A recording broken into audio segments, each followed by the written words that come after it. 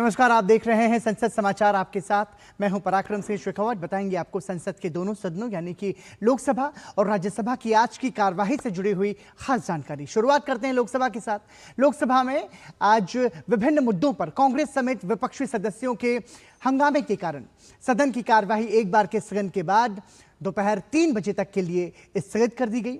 सदन की कार्यवाही एक बार के स्थगन के बाद दोपहर 2 बजे फिर से शुरू होने पर पीठासीन सभापति संध्या राय ने आवश्यक दस्तावेज सदन के पटल पर रखवाए।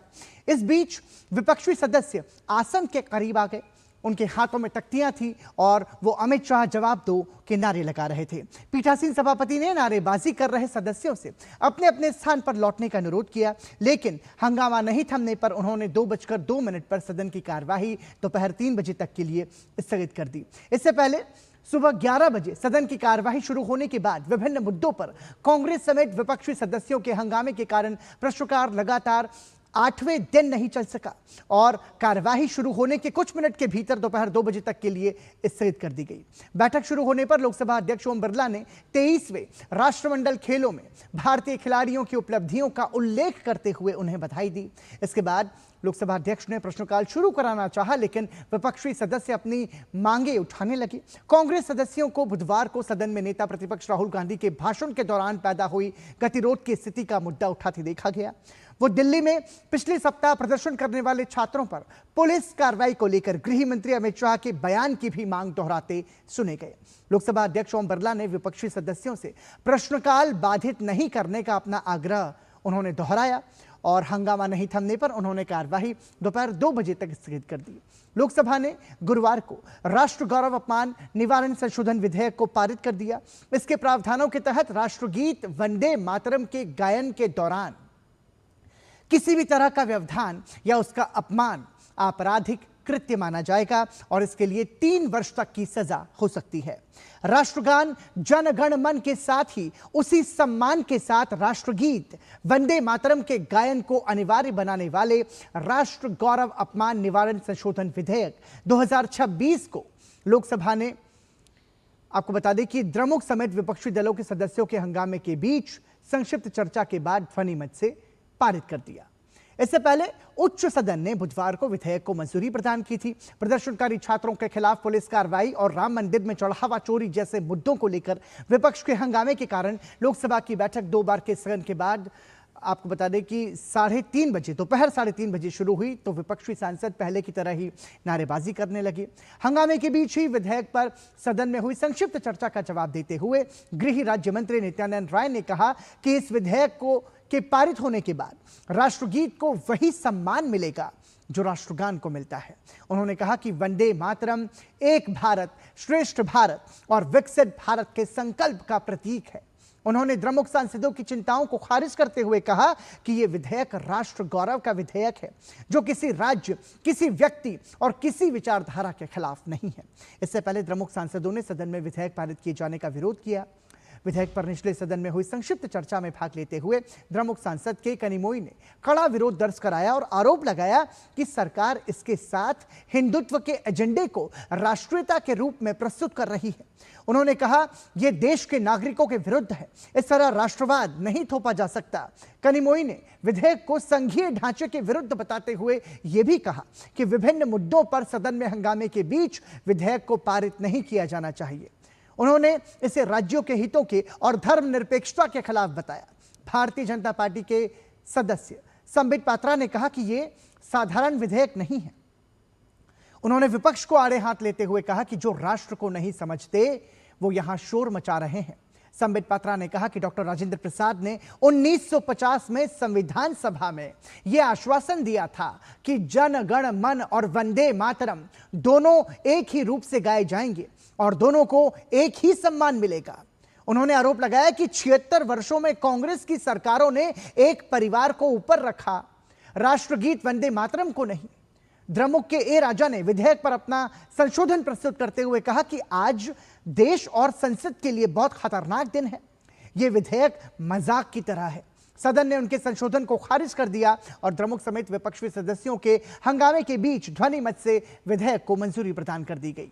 इसके बाद सदन की बैठक दिन भर के लिए स्थगित कर दी गई। इस विधेयक के तहत 1971 के मूल अधिनियम में संशोधन का प्रावधान किया गया है।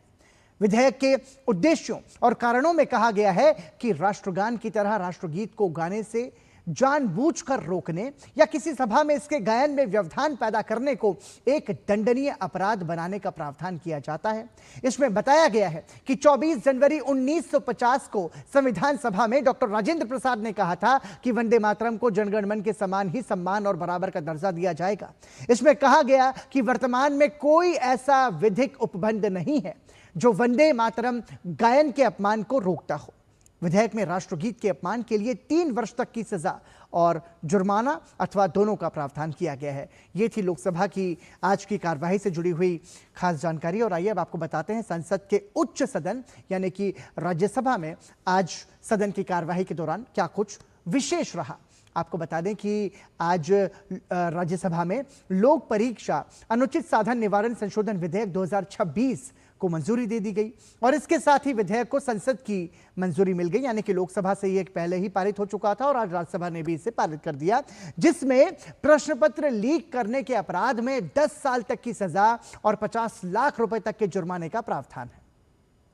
नीट प्रश्न पत्र लीक की पृष्ठभूमि में लाए गए लोक परीक्षा अनुचित साधन निवारण अधिनियम 2024 को लोकसभा ने एक दिन पहले ही मंजूरी दी थी। प्रधानमंत्री कार्यालय में राज्य मंत्री जितेंद्र सिंह ने विधेयक पर हुई चर्चा का जवाब दिया और उनके जवाब के बाद सदन ने ध्वनिमत से इस विधेयक को पारित कर दिया। सदन ने विपक्ष द्वारा विधेयक पर लाए गए संशोधन प्रस्तावों को ध्वनिमत से खारिज कर दिया। मंत्री के जवाब के पहले कांग्रेस सहित कई विपक्षी दलों के सदस्यों ने गृह मंत्री अमित शाह के बयान की मांग करते हुए सदन से बहिर्गमन कर दिया। बहिर्गमन कर सदन के नेता मतलब जब विपक्षी सांसदों ने सदन से बहिर्गमन किया तो इस पर सदन के नेता जेपी नड्डा ने निशाना साधते हुए कहा कि विपक्ष पूरी तरह से मुद्दा विहीन हो गया है और उसने अपनी करतूत से इसे साबित भी कर दिया है। चर्चा का जवाब देते हुए केंद्रीय मंत्री जितेंद्र सिंह ने कहा कि यह विधेयक सिर्फ पेपर लीक से जुड़ा हुआ है नहीं है, बल्कि परीक्षा में कदाचार से जुड़े विभिन्न पहलुओं को भी इसमें शामिल किया गया है। उन्होंने अपने जवाब में विपक्ष पर निशाना साधा और कहा कि उसने चर्चा में विपक्ष शासित राज्यों में हुए पेपर लीक का जिक्र नहीं किया। उन्होंने शिक्षा में सुधार के लिए सरकार द्वारा उठाए गए विभिन्न कदमों का जिक्र किया। उन्होंने कहा कि सरकार ने मेडिकल शिक्षा को वहनीय बनाने पर जोर दिया और मैनेजमेंट कोटा को खत्म किया। उन्होंने कहा कि सरकार ने सीटों में वृद्धि करने पर भी बल दिया। उन्होंने कहा कि सरकार ने न सिर्फ मेडिकल शिक्षा में बल्कि उच्च शिक्षा पर भी जोर दिया है और विश्वविद्यालयों और उच्च शिक्षण संस्थानों की संख्या में उल्लेखनीय वृद्धि हुई है। इससे पहले चर्चा में भाग लेते हुए नेता प्रतिपक्ष मल्लिकार्जुन खड़गे ने प्रश्न पत्र लीक मामलों को रोकने के लिए सरकार द्वारा लाए गए विधेयक के भविष्य में कारगर होने पर आशंका जताते हुए एक समयबद्ध वार्षिक परीक्षा कैलेंडर बनाए जाने का सुझाव दिया तथा हाल में हुए छात्र आंदोलन में प्रदर्शनकारियों के खिलाफ हुई ज्यादतियों की न्यायिक जांच कराने की भी मांग की।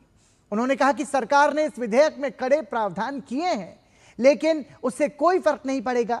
उन्होंने कहा कि फर्क इससे पड़ेगा कि आप परीक्षाएं कैसे कराते हैं और प्रश्न पत्र लीक होने से कैसे रोक पाते हैं। कांग्रेस अध्यक्ष ने सरकार से सवाल किया कि वो इस समय जो काम कर रही है उसने 2 साल पहले मूल कानून बनाते समय ही इस काम को क्यों नहीं किया। विधेयक के समर्थन में भाजपा के बृजलाल ने कहा कि उन्होंने विधेयक में यह प्रावधान किया गया है कि केंद्र की एक विशेष एसआईटी का गठन किया जा सकता है और जांच एजेंसी को मात्र 2 महीने के अंदर पूरी प्रक्रिया समाप्त करनी है और त्वरित अदालत को 3 महीने के भीतर अपना फैसला भी देना है। जदयू के संजय झा ने कहा कि किसी भी देश के विकास में वहां की शिक्षा व्यवस्था का महत्वपूर्ण योगदान होता है। उन्होंने कहा कि विकास के पथ पर भारत आज जिस तरह से आगे बढ़ रहा है उसका एक महत्वपूर्ण कारण यह है कि बीते करीब 12 वर्षों में शिक्षा के क्षेत्र में आमूलचूल बदलाव हुए हैं और शिक्षण संस्थानों की संख्या बढ़ी है और शिक्षा की गुणवत्ता में भी उल्लेखनीय सुधार हुआ है। समाजवादी पार्टी के रामगोपाल यादव ने कहा कि नए विधेयक में दंड को कठोर किया गया है और सुनवाई के लिए विशेष त्वरित अदालतों के गठन का प्रावधान है।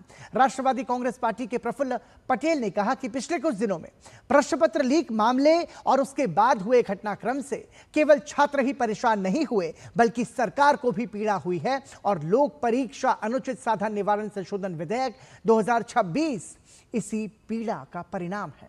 उन्होंने कहा कि सरकार पर संवेदनहीनता का आरोप लगाना ठीक नहीं है।